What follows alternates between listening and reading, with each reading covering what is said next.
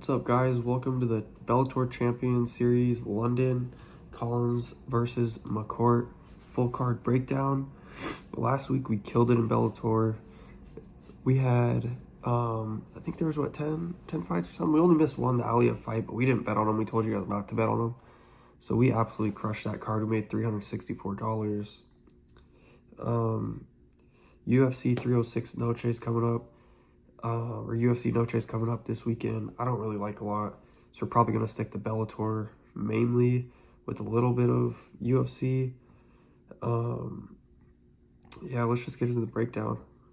All right, so the first fight, Eman Almudhaf versus Daiane Silva. So Eman's 4-0, Daiane Silva is 3-0. This is a fight I'm most likely not going to touch. Both girls are on the come up, making their debuts in Bellator this weekend. Eman is a Sambo-style fighter who has fought terrible competition, which is normal for anyone this early in their career. She is coming off a win versus a kickboxing-style fighter who had no clue how to kickbox, and she had no clue what to do on her back either. The only real thing she knew how to do was grab the fence when Eman immediately pressured against the fence and shot a takedown. She then began throwing ground and pound from top, which the ref immediately stopped. Daiane seems to have good striking along with the ability to mix in takedowns. I like Silva here as I believe she's a cleaner and way stronger fighter here. It makes me wonder what's going to happen when Eman shoots a takedown and it gets stuffed a few times due to the pure strength by Silva. I don't think Eman will be able to stay with her on the feet, so give me Silva here. So like I said, I'm not going to bet this fight, but I think Silva's going to win. Her back is humongous. She's super strong. And I think if Eman has real technique, she's going to be able to ragdoll Silva probably, but she looked like she was fighting nobodies, like just got gifted. Silva seems more legit, like technical, athletic, I guess. Real fighter. She's fighting bums. So yeah, that's my breakdown there. I'm going to go to Silva.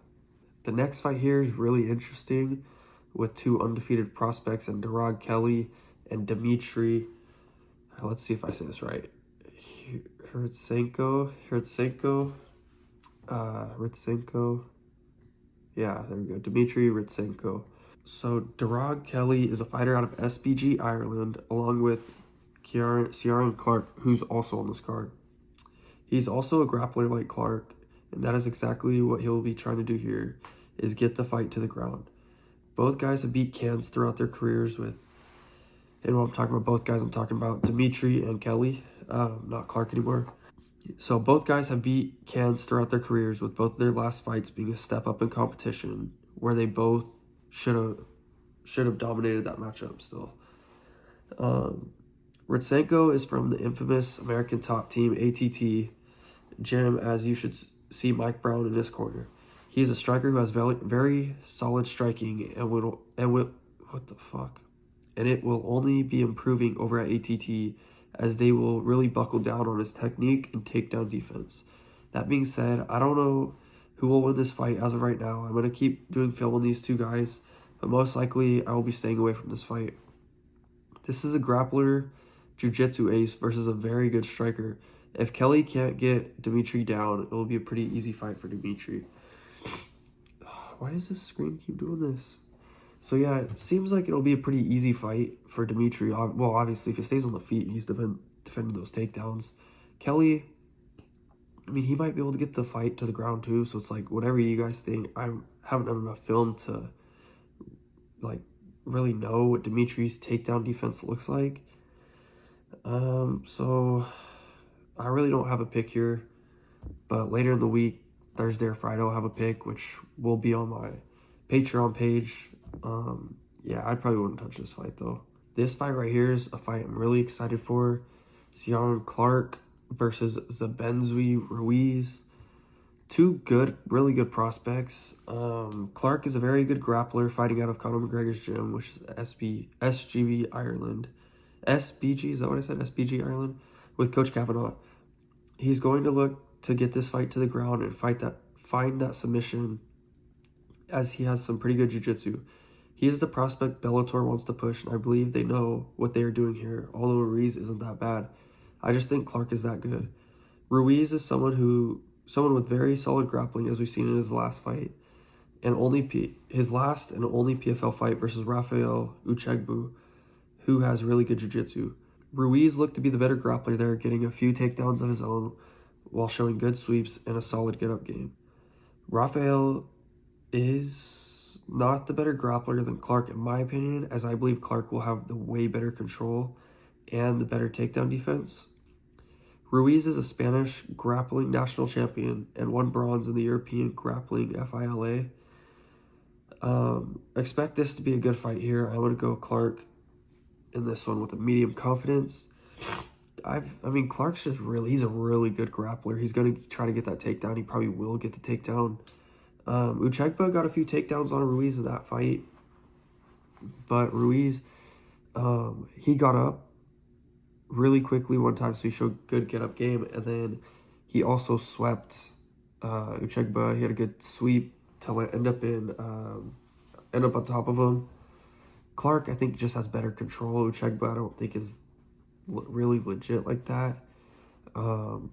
Yeah, give me Clarke here. I don't know if he finds a submission. He might find the submission, so I probably wouldn't play a prop here, but I'm gonna go Clarke. And I forgot to add, Clarke is -200, Ruiz +165, so I love Clarke at -200 here. It's great value. Okay, so in this one we got Joseph Luciano versus Stephen Hill. Luciano 9-2, Stephen Hill 7-1. Luciano's a -188 favorite here, as Hill sits at +138. Luciano is a very solid grappler, as he has 6 submission wins in his career so far, although they are complete tomato cans. Stephen Hill has also fought terrible people besides Mike Shipman in his last fight, where he looked like he clearly did not belong in there. He looked clueless in the clinch and had nothing to offer with his takedowns or off his back. Luciano should be able to get this fight down to beat Stephen Hill. I don't know if I'll touch this fight, as it is 2 guys who have beaten nothing but tomato cans, but Luciano is going to be my pick here. And like I said in my breakdown, I expect Luciano to get the fight to the ground, as Hill showed terrible takedown defense versus Mike Shipman. He looked terrible. So yeah, I'm going to go Luciano here. Probably win by sub, I would say. But I probably won't play a prop here either. Alright, so this is our last fight till we get to the main card.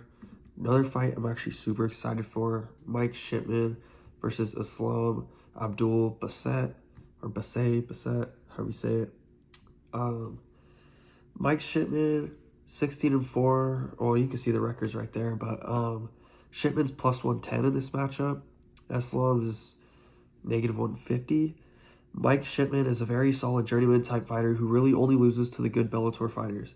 He trains at the same gym as MVP Michael Venom Page, which shows why his game has made good improvements. He has some karate style striking where he holds his hands higher than most with that style, where he loves to mix in takedowns. So he'll have his little karate style, but he'll keep his hands like right here. Usually they're down at their waist. So it's a little different. It looks, it doesn't look bad, but it just kind of looks like, kind of almost hard to recognize the karate stance unless you really look at it. You don't really know fighting. He's coming off a win over Stephen Hill, where Hill cannot continue after the first round. Shipman defended all the takedowns, dominated in the clinch with knees, then got a couple impressive takedowns where he landed nasty shots from on top, including some nasty elbows, busted his head. Islam has not beaten or fought any real competition, whereas Shipman should be way too much just by that statement right there. Islam has an insane physique that has really transformed over the past 3 years, which really looks like he's been taking something. Sorry for talking. I'm like still sick, allergies, whatever it is. It's tough to talk, but gotta get these videos out. So physiques like that are not naturally possible to obtain without taking something. So probably on steroids or something, PEDs. He's very aggressive, where he will use his very sloppy striking to shoot takedowns as soon as the fight starts. He uses a lot of strength to get takedowns from bad positions against very low-level guys. Shipman should be able to defend these takedowns and pick up the win here. So yeah, I think Islam just haven't really fought anybody. Like, look at this guy, 24-18. We'll go through the record real quick just so you guys can see more what I'm talking about. So Dan Vinny, 24-18, 24-19 now. So he's lost 2 in a row. These are boxing fights, custom rules, whatever. So, I mean, he's winning a little bit, but he's not the best. Like, even him, look who he's fighting, 12-2. Like, he's not fighting real guys. He lost to Raphael Xavier, who I don't think is very good at all. Yeah, it's kind of... We got Robin Roos. He's 7-5. Look at this, like 1-2 in his last 3. I don't think he's really fighting good guys at all. Zakir Badet, 4. So he's 6-2. It's probably one of the better guys he's fought, surprisingly, but I don't think he's all that good either. I don't know. I don't really like any of these guys. 9-7. This guy's not bad, 10-2, but we could look what his record is now. He's 12-4, so it's like he's losing fights too. It's just I don't think he's fighting the best of competition. Mike Shipman doesn't lose to cans. He loses to to can crushers. He loses to good guys. Like, you look at his couple losses, like Gregory. I mean, that one was a little questionable. I want to say he was on a fucking streak of just KOs, first round KOs. I think he just lost. Yeah, he just lost his last fight. But look at this, like, he KO'd Charlie Ward. Guy's a duck. Mike Shipman, right there, first round. He went. When was last? 2014, and he didn't lose till. So he went 10 years without a loss. So I mean, it's understandable, I guess. But look, Fabian Edwards, Costello Van Steenies. He's losing to good guys. I think it's gonna be just like the Stephen Hill fight. He's gonna expose him. I could be wrong, but that's my prediction here. So the first fight on the main card, and probably my favorite fighter, Archie Colgan's taking on Manoel Sousa. Archie's -225 here, and Sousa is +185. This is somewhat of a simple fight to break down. Archie is a very good wrestler from the University of Wyoming with some really solid boxing. He is definitely a legitimate prospect I can see as a future contender. Sousa is also a very good prospect, beating very real competition, as we've seen in his last fight, knocking out Tim Wilde cold. Sousa is a striker that will be aggressive, hunting the finish. I believe Archie will be a little bit bigger than Sousa in this fight and will be able to get the takedowns on Sousa. And his takedown defense has not really been tested.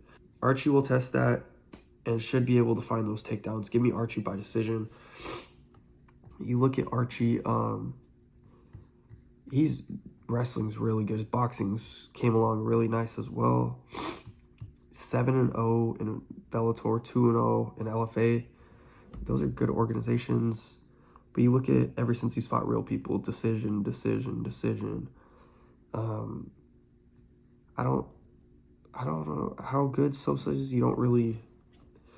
It's hard to tell. He's pretty good. I mean, you know how good he is. You just don't know how good his takedown defense is, I guess.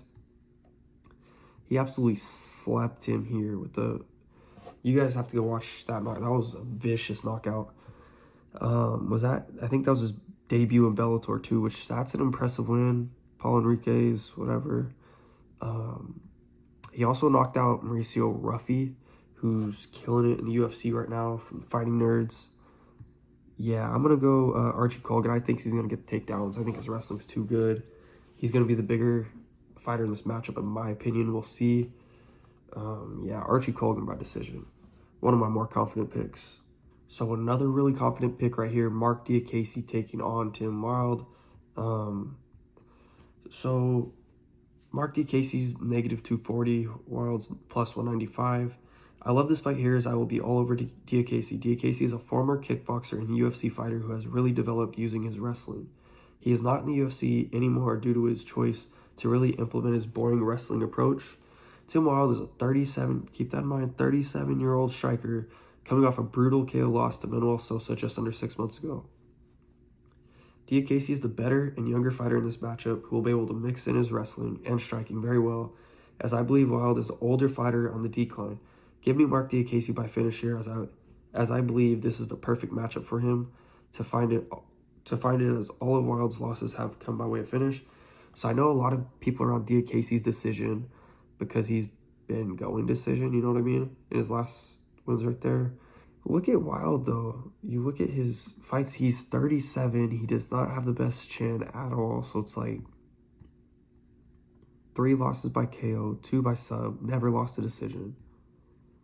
I mean, you just look at that, you're like, I don't know, Diakiese has some nice kicks and stuff like that. I think he's going to catch him. I think it's a perfect setup. Bellator knows what they're doing.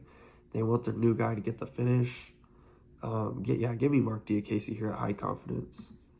So we're obviously all over this main card as another high confidence pick right here. Luke Trainer taking on Laurynas Urbonavicius. How do you say Urbonavicius? Yeah, so Luke Trainer, he's negative 550 as you'd expect. Laurynas is plus 400.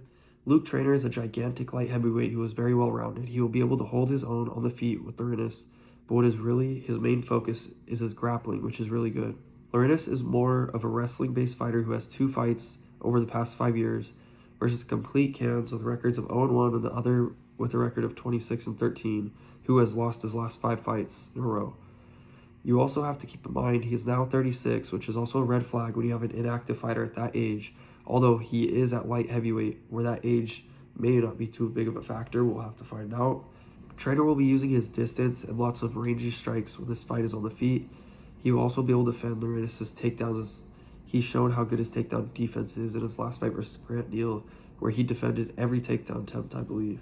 If anyone gets the takedowns here, it will be Luke Trainer, as I believe he will be able to get the fight down and find an early submission win. So exactly how I said it, Luke Trainer is the guy they want to push. In his hometown, he's a hometown guy. Get some random dude from Lithuania, you know what I mean? 36, 2 fights in 5 years. Trainer's going to be a lot bigger than him, have the big advantage. 6'6" versus 6'1" is crazy. Laurynas is going to shoot. If he shoots, he's either getting caught in a sub and a guillotine, or he's getting stuffed. Trainer's going to get him down and just maul him. Probably find the submission. On the feet, Trainer's going to be too big. Laurynas won't really be able to touch him. Trainer's going to be too long. He uses kicks and his range, his jab. Trainer all day here for me. So another pretty high confidence pick. Back to back. That's 4 straight picks with pretty high confidence. Simeon, Powell versus Raphael, Xavier. So Powell is negative 500 here, which is probably right. Xavier's plus 375.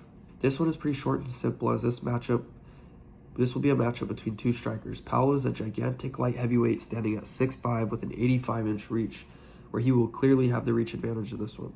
Xavier is not the best fighter at all, as he has not beat any real competition and will not be the better striker in this one.